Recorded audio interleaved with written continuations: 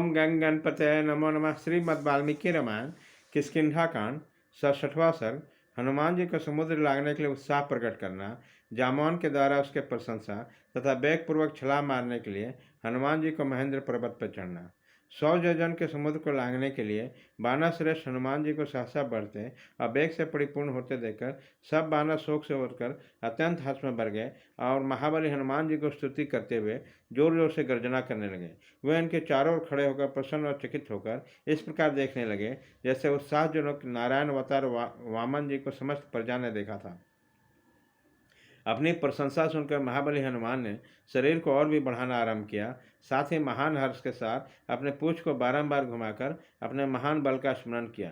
बड़े बूढ़े बानर शिरोमणि के मुख से अपनी प्रशंसा सुनते और तेज से परिपूर्ण होते हनुमान जी का रूप उस समय बड़ा ही उत्तम प्रतीत होता था। जैसे पर्वत की विस्तृत कंदरा में सिंह अंगड़ाई लेता है, उसी प्रकार वायु देवता का औरस पुत्र ने उस समय अपने शरीर को अंगड़ाई ले लेकर बढ़ाया। जम्हाई लेते समय बुद्धिमान हनुमान जी का दीप्तिमान मुख जलते हुए भाण तथा धूम रहित अग्नि के समान शोभा पा रहा था। वो बानरों के बीच से उठकर खड़े हो गए और वह संपूर्ण शरीर में रोमांच आया। उस अवस्था में हनुमान जी ने बड़े बुरे बानरों को प्रणाम करके इस प्रकार कहा।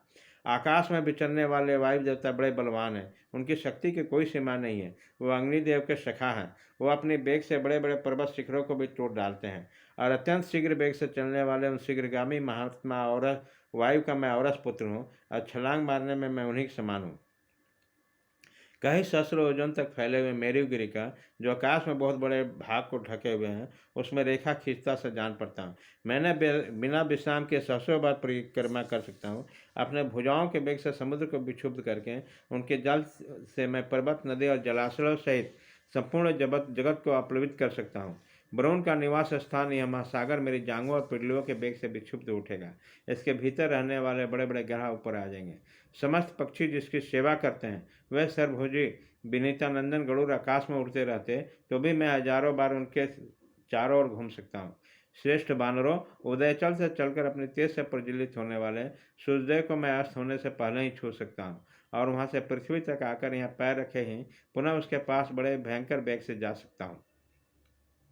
आकाशचारी समस्त ग्रह नक्षत्र आदि को लांघकर आगे बढ़ जाने का उत्साह रखता हूँ। मैं चाहूँ तो समुद्रों को सोख लूँगा, पृथ्वी को विदीर्ण कर डालूंगा और कूद कूद कर पर्वतों को चूर कर डालूंगा, क्योंकि मैंने दूर तक छलांगे बांधने वाला बानर हूँ। महान वेग से महासागर को फांदता हुआ मैं अवश्य उनके पास पहुँच जाऊँगा।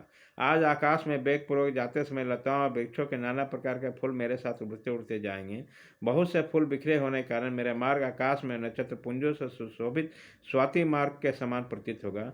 बानरों, आज समस्त प्राणी मुझे भयंकर आकाश में सीधे जाते हुए देखेंगे, ऊपर उछलते हुए और नीचे उतरते हुए देखेंगे। कपिवरों, तुम देखोगे मैं महागिरी मेरू के समान विशाल शरीर धारण करके अपने स्वर को ढकता और आकाश में निकलता हुआ आगे सा बढ़ूंगा। बादलों को छिन्न भिन्न कर डालूंगा, पर्वतों को हिला डालूंगा और एकाग्रचित होकर हनुमान छलांग मारकर आगे बढ़ने का समुद्र को भी सुखा दूंगा। विंतानंदन गरुड़ में, मुझ में तथा वायु देवता में समुद्र को लांघ जाने की शक्ति है। पक्षीराज गरुड़ अपने महाबली वायु देवता के सिवा और किसी प्राणी में ऐसा नहीं देखता जो यहाँ से छलांग मारने के साथ जा सके। मेघ से उत्पन्न हुई विद्युत की भांति मैं पलक मारते मारते सहसा निराधार आकाश में उड़ जाऊंगा। समुद्र को लांघते समय मेरा वही रूप प्रकट होगा जो तीनों बगों को बढ़ाते समय वामन रूपधारी भगवान विष्णु को हुआ था। बानरों, मैं बुद्धि से जैसा देखता है सोचता हूँ, मेरे मन की चेष्टा भी उसके अनुरूप होती है। मुझे निश्चय जान पड़ता है कि अब मैं विदेह कुमारी का दर्शन करूंगा। अतः तुम लोग खुशियाँ मनाओ। मैं वेग से वायु देवता तथा गरुड़ के समान हूँ। मेरा तो ऐसा विश्वास है कि इसमें 10,000 योजन तक जा सकता हूँ। बरसदारी इंद्र और स्वयं ब्रह्मा जी के हाथों से भी मैं बलपूर्वक अमृत खींचकर सहसा यहाँ ला सकता हूँ। समूचे लड़ाकों से भूमि से उखाड़ कर हाथ पर उठाए हुए चल सकता हूँ, ऐसा मेरा विश्वास है। अमित तेजस्वी बानर श्रेष्ठ हनुमान जी जब इस प्रकार गर्जना कर रहे थे, उसी समय संपूर्ण बानर अत्यंत हर्ष में भरकर चकित भाव से उसकी ओर देख रहे थे।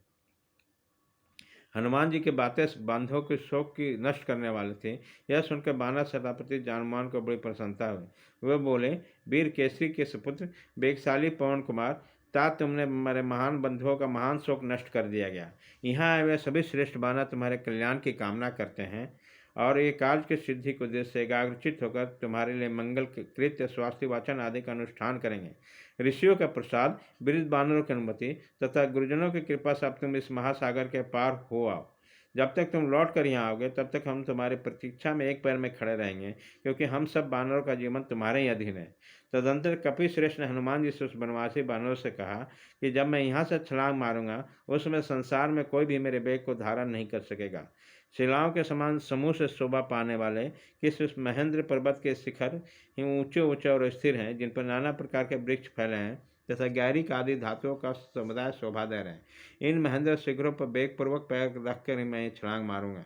यहाँ से 100 योजन की छलांग मारते समय महेंद्र पर्वत के महान शिखर ही मेरे वेग को धारण कर सकेंगे। यो कहकर वायु के समान महापराक्रमी शत्रुमंदन पवन कुमार हनुमान जी पर्वतों में श्रेष्ठ महेंद्र पर चढ़ गए। वह पर्वत नाना प्रकार के पुष्पयुक्त वृक्षों से भरा हुआ था। वन्य पुष्पों की हरी हरी घासें चल रही थी। लताओं और फूलों से वह सघन जान पड़ता था, क्योंकि यहाँ के वृक्षों में सदा फल फूल लगे रहते थे। महेंद्र पर्वत के वनों में सिंह और बाघ का भी निवास करते थे। मतवाले गजराज विचरते थे। मदमत्स्य पक्षियों के समूह सदा कल्लौ किया करते थे तथा जल के स्रोतों और झरनों से यह पर्वत व्याप्त दिखाई देता था। बड़े बड़े शिखरों से ऊंचे प्रतीत होने वाला महेंद्र पर्वत पर आरूढ़ होकर इंद्रतुल पराक्रमी महाबली कपिश्रेष्ठ हनुमान वहां इधर उधर टहलते हुए लगे। महाकर्मी हनुमान जी ने दोनों पैर से दबा हुआ महान पर्वत सिंह से आक्रांत हुआ उस महान मदमद गजराज की भांति चित्कार करने लगा। वहां रहने वाले प्राणियों का शब्द ही मानो उसका आर्त चित्कार था। उसके शिला समूह इधर उधर बिखरे थे। उससे नए नए झरने फूट फूट निकले। वहां रहने वाले मृग और हाथी भय से थर्रा उठे। वे बड़े बड़े वृक्षों के झोंके खाकर झूमने लगे।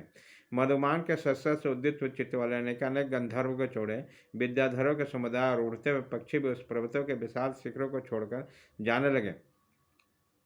बड़े बड़े सर्प बिलों में छिप गए और उस पर्वत के शिखर पर बड़े बड़े शिखाएं टूट टूट कर गिरने लगी। इस प्रकार वह महान पर्वत बड़ी दुर्वस्था में पड़ गए। बिलों से अपने आधे शरीर से बाहर निकालने वाला, लंबी सांस खींचते हुए सर्पों से उपलक्षित होने वाला वह महान पर्वत उसमें अनेकानेक पताकाओं से अलंकृत सा प्रतीत होता था। भय से घबराते ऋषि मुनि भी उस पर्वत को छोड़ने लगे। जैसे विशाल दुर्गम बिन में अपने साथियों को बिछड़ा हुआ एक राही भारी विपत्ति में पड़ जाता है, यही दशा उस महान पर्वत महेंद्र के हो रही थी। शत्रुओं का संहार करने वाले बानर श्रेष्ठ के वीर वेगशाली महामनुष्य महानुभाव हनुमान जी के मन में वेगपूर्वक छलांग मारने की योजना में लगा था। उन्होंने चित्त को एकाग्र करके मन ही मन लंका का स्मरण किया। इस प्रकार श्री वाल्मीकि